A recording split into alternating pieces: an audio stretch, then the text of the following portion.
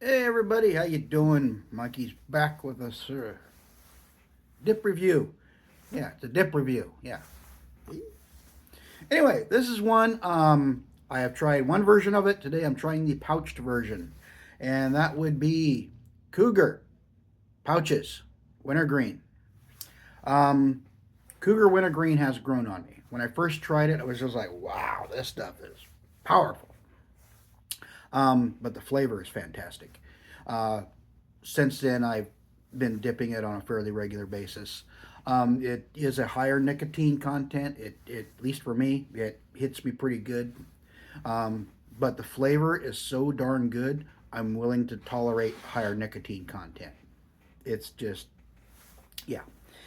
Anyway, this is their pouched version. So we're looking at something put out by the American Snuff Company, Grizzly Kodiak Cougar. This is their budget blend or budget brand. Anyway, um, I paid $4.98 for this, which in my state is pretty darn good. I also had a dollar off coupon, so this actually cost me $3.98. $4 for a can of dip, not bad in Oregon. This is 62% U.S. tobacco, 38% imported tobacco. So it is not a complete domestic product. Probably the way they keep their costs down a little bit. Uh, Cougar products, pouches. I've been looking forward to trying this because I really enjoy the long cut, and I just trimmed my fingernails again, so I'm breaking out the hardware to get the band open. But yeah, when I first tried this, it was almost too much for me. But I've dipped it a few more times, at least the long cut version, and it's quickly becoming one of my favorite wintergreens. Um, if you want a wintergreen burn, the long cut version of this delivers in spades. I'm curious to see how well the pouched version does in regards to that. Let's see here.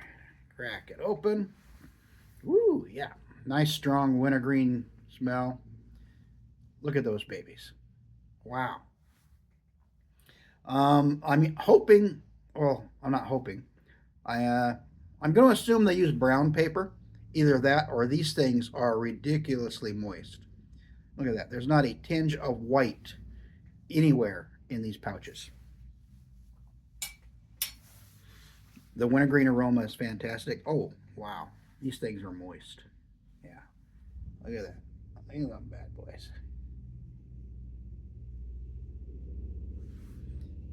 They are very moist. Yeah. Staining my fingers moist. These got to be some of the moistest pouches I've seen. Now, granted, my experience with pouches is limited. I haven't tried very many of them. But these, the moisture content on these is, it's the bit highest I've seen. Wow. These things are just nice, plump, juicy pouches. I wonder if I could actually get a drop.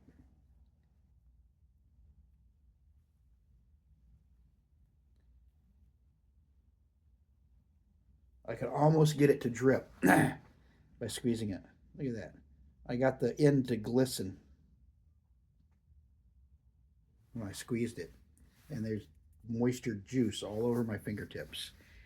Yeah, these are hands down the moistest pouches I've encountered so far. Look at those. Okay. I'm going to double side it with these bad boys. One on each side. Living dangerously today.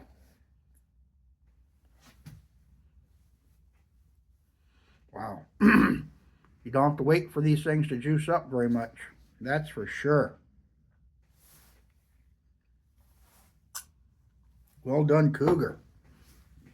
These things are ridiculously moist. Did I say that they're very moist? They're moist. And wintergreen burn. Mm-hmm. Mm-hmm. Oh yeah. Oh yeah.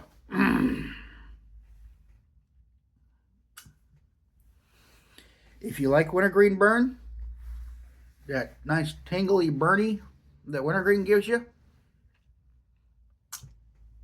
and you have not tried Cougar Wintergreen, I strongly suggest that you do so. Um, this is hands down the most wintergreen burny dip I have tried. The long cut version and these pouches are delivering as well. Even the Grizzly and the Kodiak wintergreens I've tried. Their wintergreen burn, no, this stuff is more burn y. Has more of a burn. There we go. Proper English. Definitely juicy.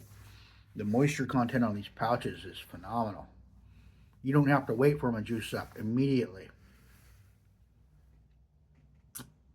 I'm getting wintergreen burn. It's got enough sweetness in there to where it's pleasurable. The flavor on these things is awesome. Nicotine content is on the higher side.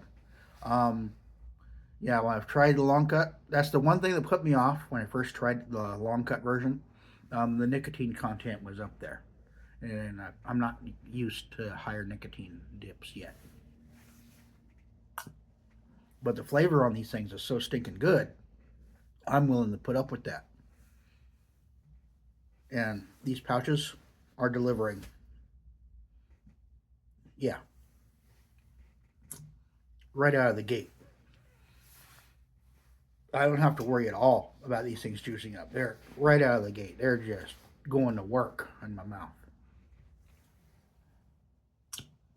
Awesome flavor. Oregon history. Uh, One of the lost mines in Oregon, one of the more famous ones, is called the Blue Bucket Mine. Back in 1845, a wagon train uh, heading towards the Oregon Territory, a bunch of immigrants. Now, when you look at the movies and their wagon trains, you show what 10 wagons making their way through the prairie. Blah, blah, blah. Most wagon trains were massive.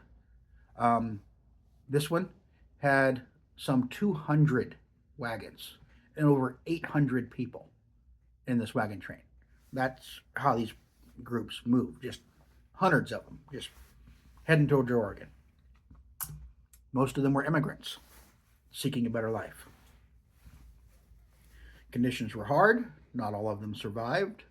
Um, oh, you know, depending on the wagon train, some of them have losses over 50%. Accidents, disease, starvation, snake bites, Indian attacks, raiders, outlaws preying on the immigrants who don't know any better. I mean, it was a hard trip. It took them months to make it across country. They would be lucky if they would make 10 miles a day. 10 miles a day was good. From dawn till dusk, they pressed on. With 800 wagons, getting everybody ready and moving, yeah, it was slow going.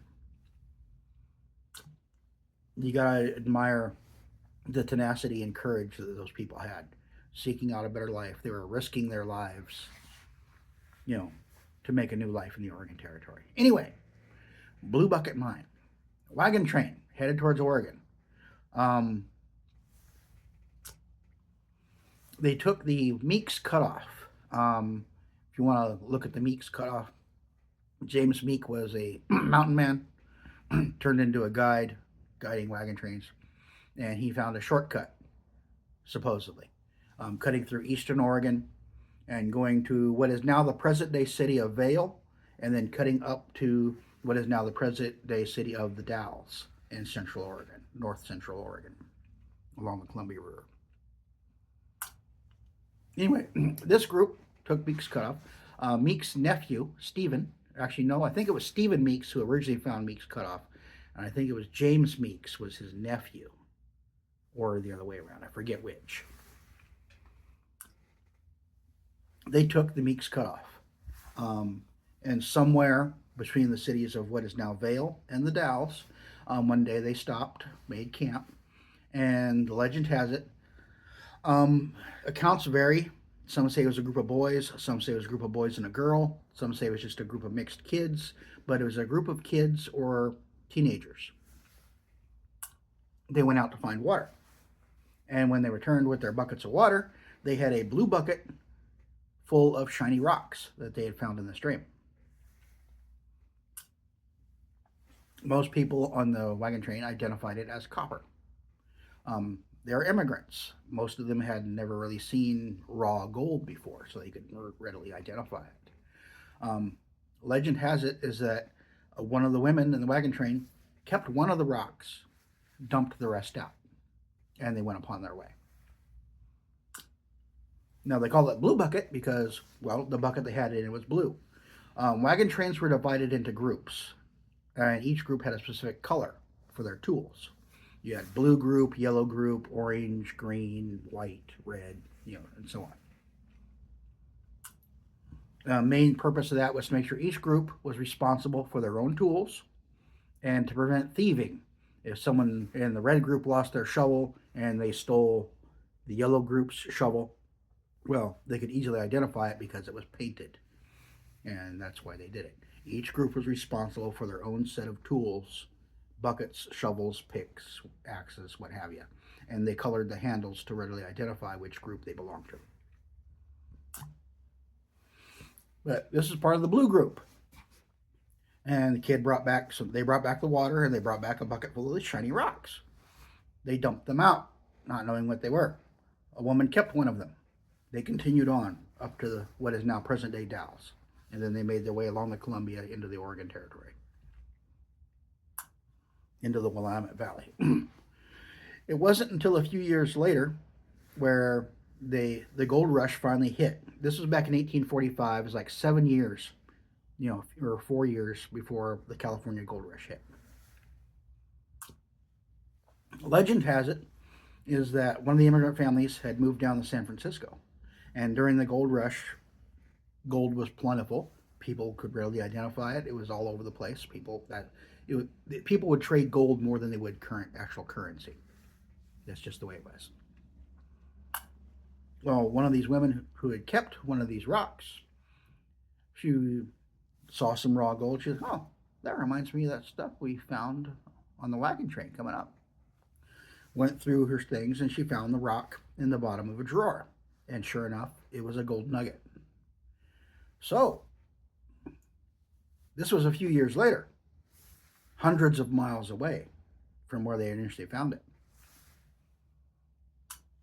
And to this day, no one really knows where exactly they found it or what became of it.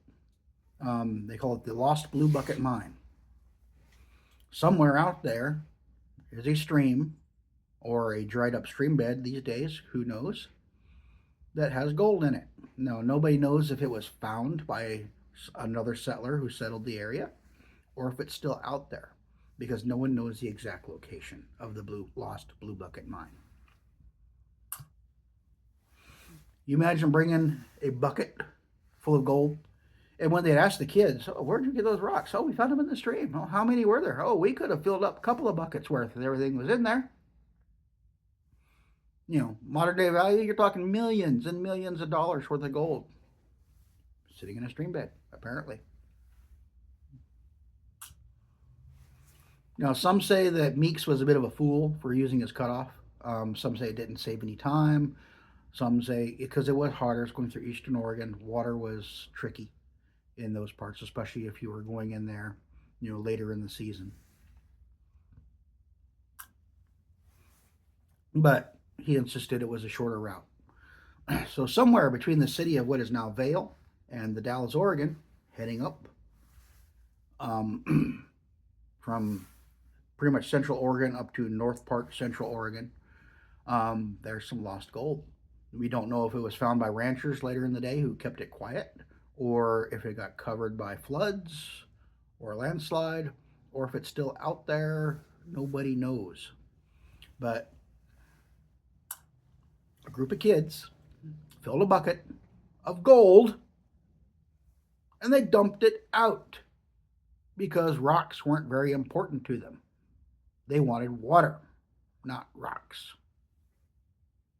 So that's the legend of the Blue Bucket Mine. Cougar Wintergreen. I'm really starting to love this stuff. I'm not feeling as much of a nicotine hit as this, but I have had a couple of dips today, so I already got nicotine in my system, so I'm not feeling it as much. But this does have good nicotine, fantastic flavor. If you like the wintergreen burn, try Cougar. That's all I gotta say. It's affordable. Flavor is really good. Absolutely fantastic. If you like wintergreen burn. If you don't like wintergreen burn, don't bother. Especially the long cut. The burn has died down quite a bit, but it's still giving me great flavor. Not as much as the long cut. I think the long cut is more robust in its flavor than these pouches. But still, these pouches are incredibly moist. Yeah, the moisture content of these babies is by far the most moisture I've seen in a pouch in my limited experience. Flavor is great, a little bit of sweetness, great wintergreen flavor. It's got that wintergreen burn that a lot of guys enjoy. Nicotine content is upper moderate to high. Fantastic flavor. A lot of guys say that Cougar is what Kodiak used to be. You know, the old school Kodiak from 15 years ago. A lot of people say that is what Cougar is now. Cougar is what Kodiak used to be. Which, yeah, a lot of guys rave about Kodiak's nicotine content. I feel the nicotine content better from Cougar than I do from Kodiak. And in my opinion, it has much better flavor. It has a better wintergreen burn. It's got that sweetness in there, offsets that wintergreen burn a little bit. It's a nice balance, but it's a very nice, robust, strong wintergreen flavor. And these pouches have not disappointed either. They're juicing up fantastic. If you like pouches and you like a nice strong wintergreen, I would definitely give these a try. They're definitely worth the money. I mean, I paid $4 after a coupon. You know, I can get it for under $5 without. That's a pretty good price here in my area. If you live in an area that's not tax, hyper like Oregon is, you can probably get these things for half that price. Anyway, this has been Cougar Wintergreen pouches. These things are nice. Moisture content, nicotine content, and that flavor. I want to say it's not quite as flavorful as the long cut, but it's still pretty darn good. So if you haven't tried them yet, definitely give Cougar pouches or the Cougar long cut a try. You will not be disappointed if you enjoy wintergreen burn. This is Mikey. This has been Cougar Wintergreen pouches and the legend of the lost Blue Bucket Mine. They would have succeeded if it wasn't for those meddling kids. I'll catch y'all later. Bye.